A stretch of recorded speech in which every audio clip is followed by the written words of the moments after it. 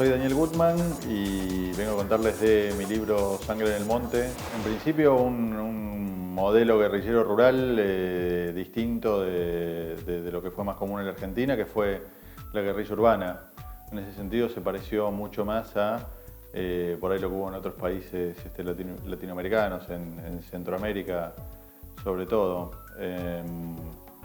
A ver, el modelo que el ERP tomó, sobre todo si bien el ERP era muy admirador del modelo cubano, cuando ellos deciden instalar la guerrilla en los cerros tucumanos, el modelo que toman sobre todo es el de Vietnam. El modelo era de un ejército popular, digamos, en los cuales, más allá de los guerrilleros, la gente común, la población del lugar, tuviera una participación muy importante y necesariamente un papel muy heroico en el enfrentamiento contra un ejército profesional, contra el ejército argentino. En este caso, lo que se quería reproducir era un poco eso, lo que había hecho la gente común de Vietnam contra el ejército de Estados Unidos.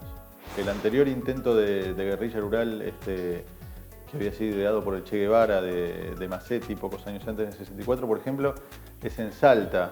Pero ¿por qué, por ejemplo, el ERP dice Salta no y Tucumán sí? Justamente por este tema de la densidad de población que había en Tucumán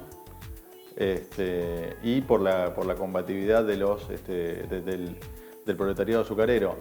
Santucho y el ERP hacían una crítica muy fuerte del foquismo. El foquismo considerado como un grupo guerrillero separado de la población. Ellos lo que decían era que al contrario, el grupo guerrillero rural tenía que instalarse en un lugar donde hubiera muchísima población y estar permanentemente en contacto con la población. Lo cual, bueno, generaba un problema lógicamente de seguridad, ¿no? Porque si vos estás cerca de las poblaciones también estás más cerca del aparato represivo. Ellos querían, querían convencer a los trabajadores de que había que dar un paso más político en esto y que la lucha salarial o por mejores condiciones laborales había que convertirla en una lucha por el poder, porque eventuales mejoras salariales que se pudieran conseguir con la lucha gremial no se iban a mantener en el tiempo hasta tanto la clase obrera, digamos, no tuviera un gobierno propio, ¿no? Entonces esa es la vuelta de tuerca que ellos pretenden darle a la lucha gremial del movimiento azucarero en Tucumán. Creo que había un enorme voluntarismo por parte del ERP y la verdad que lo que a mí más me impresionó es cómo ellos como que no hacían caso y no aprendían ninguna lección de las derrotas, ¿no? Porque para ellos las derrotas eran a lo sumo acontecimientos que podían retrasar la revolución que se iba a dar fatalmente, pero nunca impedirla, ¿no? Había una enorme subestimación, había una enorme sobreestimación de algunos actos de simpatía de la población tucumana hacia los guerrilleros del PRT-ERP. Por ahí es cierto que el PRT tenía un trabajo político importante de muchos años en esa zona azucarera y la verdad que yo no descreo de que hayan tenido muchos por ahí actos de simpatía, de gente que los ayudaba con la comida. El monte tucumano es un monte donde no hay comida, donde no se puede cazar, donde dependés de que te suministren comida desde abajo.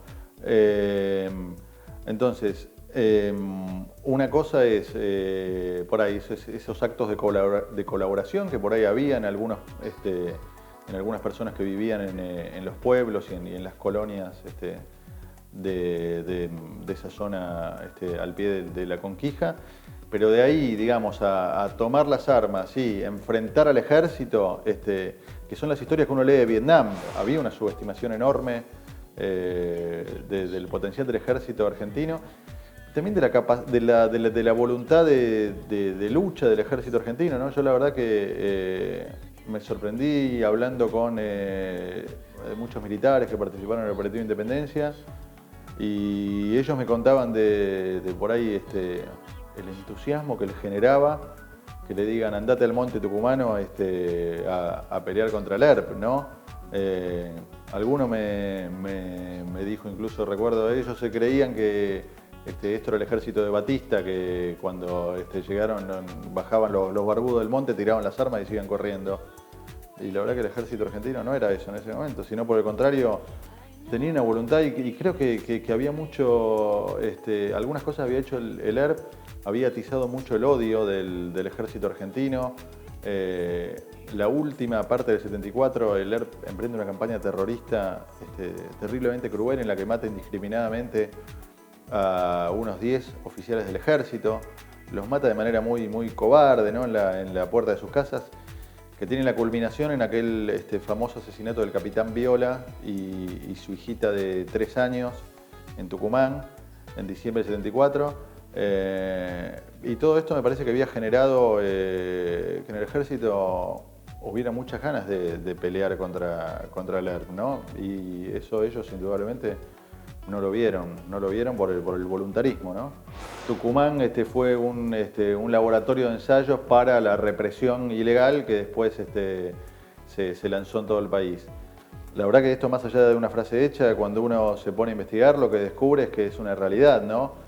Y de hecho, bueno, Rosendo Fraga, que es uno de los tipos que más ha escrito sobre la interna militar en aquella época, cuenta en uno de sus libros cómo a fines del 75, cuando la guerrilla en el Monte Tucumano ya estaba prácticamente derrotada y ya estaba tomada la decisión de hacer el golpe militar de marzo del 76, cómo muchos oficiales del ejército, incluso de la Fuerza Aérea y de la Marina que no habían estado en Tucumán, viajan a Tucumán a ver cómo se había hecho la represión en Tucumán, porque bueno, la verdad que todo lo que pasó en la Argentina a partir del golpe del 76, con los centros clandestinos de detención y tortura, en Tucumán pasa desde fines del 74 y principios del 75.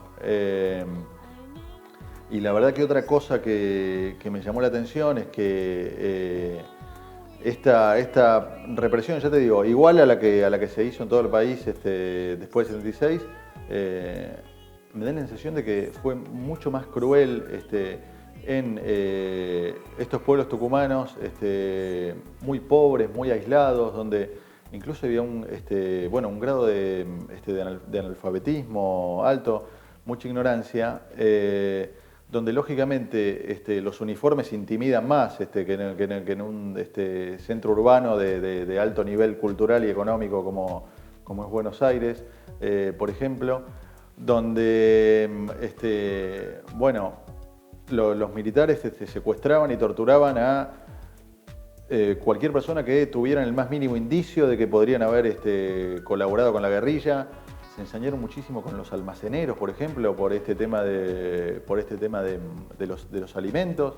La verdad que autocrítica vi poca, tanto entre los exguerrilleros como entre los militares. Me parece que lo que pasa con el Operativo Independencia es algo muy particular, que en el Operativo Independencia realmente hubo, aparte de la represión ilegal, de las torturas en los centros clandestinos de detención, hubo algunas verdaderas operaciones militares y hubo algunos combates.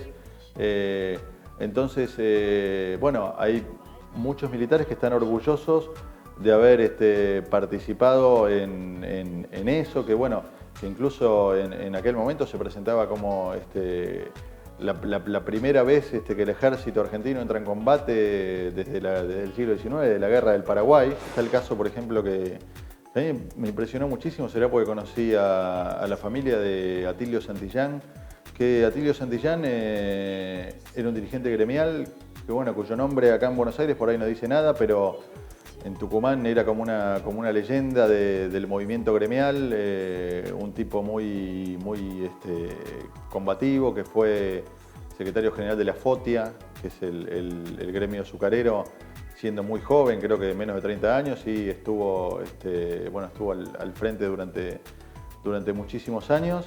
Y él, en el año 75 estaba alineado con el gobierno de Isabel, apoya el Operativo Independencia y lo matan acá en Buenos Aires un día antes del golpe del 76. y la verdad que no se sabe quién lo mató. Durante mucho tiempo, me decía la familia, creyeron que había sido militar, que había sido un comando militar, que había sido la AAA. Después surgió la versión de que fue el ERP. Que el ERP, en el ERP algunos dicen que, algunos ex miembros del ERP dicen que fue la organización lo que lo mató, lo acusan de haberle dado información al Comando de la Operativa de Independencia sobre la guerrilla, pero la verdad que es impresionante la cantidad de heridas abiertas que hay en Tucumán y de temas sin resolver. Dejé el departamento de María Argentina Torres Sal con una infinita tristeza y pensé en la cantidad de historias que había escuchado en Tucumán sobre muertos a los que no se sabe quién mató. Algunas ya fueron contadas en este libro, pero no son las únicas. Atilio Santillán, por ejemplo, lo asesinaron en Buenos Aires el 23 de marzo de 1976, un día antes del golpe militar. Si uno busca información en la enciclopedia de internet Wikipedia, en la entrada sobre él dice que lo mató el ERP, pero en la entrada sobre el Sindicato de Trabajadores Azucareros Tucumanos se afirma que lo mató la AAA.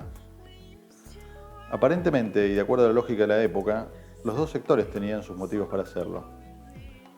Santillán era el principal referente de la FOTIA, gremio combativo que aportaría varios dirigentes a las listas de desaparecidos, pero también había apoyado públicamente la intervención militar en Tucumán durante 1975. Lo peor de todo es que la familia tampoco tiene claro quiénes son los responsables,